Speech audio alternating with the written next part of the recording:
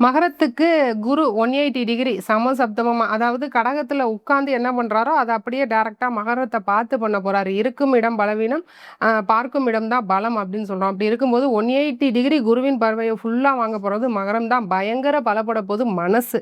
என்ன பலப்பட போகுதுன்னா, மனசு பலப்பட போகுது. அடுத்து 3ஆம் இடம்ங்கிற புதிய முயற்சி, இளைய சகோதரம் அப்படிங்கிற பாவகத்த பார்க்குறாரு. இசை, கலை, எழுத்து, ஞானம், அறிவு, டான்ஸ் இந்த மாதிரியான விஷயங்கள், விளையாட்டு இந்த மாதிரியான விஷயங்கள பார்க்குறாரு. இந்த துறைகள்ல இருக்கிறவங்க எல்லாருமே ஒரு நேமுக்காக வெயிட் பண்ணிட்டு இருப்பாங்க.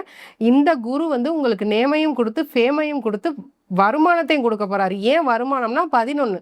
11ங்கிறது லாபம். பெரிய லாபம். 11 அப்படிங்கிற இடத்த பார்க்கும்போதே 10 பாவக காரகமும் உங்களுக்கு கிடைச்சு போச்சு. அதாவது லக்னத்துல ஆரம்பிச்சு 10 வர 1ஆம் பாவம், 2ஆம் பாவம், 3ஆம் பாவம்னு 10 பாவக காரகத்தையும் அடைஞ்சு 11 பார்க்க போறாரு குரு. பெரிய தனலாபம் உண்டுங்க.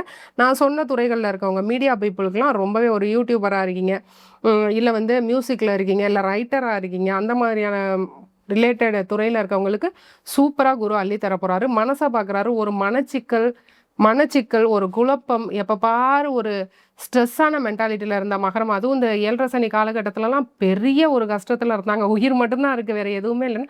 ஃபுல் ரிலீஸ் இப்போ. ஏன்னா வந்து சனியும் வழி விட்டுட்டாரு. சனி வந்து 3ல போய் உட்காந்துட்டாரு. 3ல் சனி பெரிய பலம்.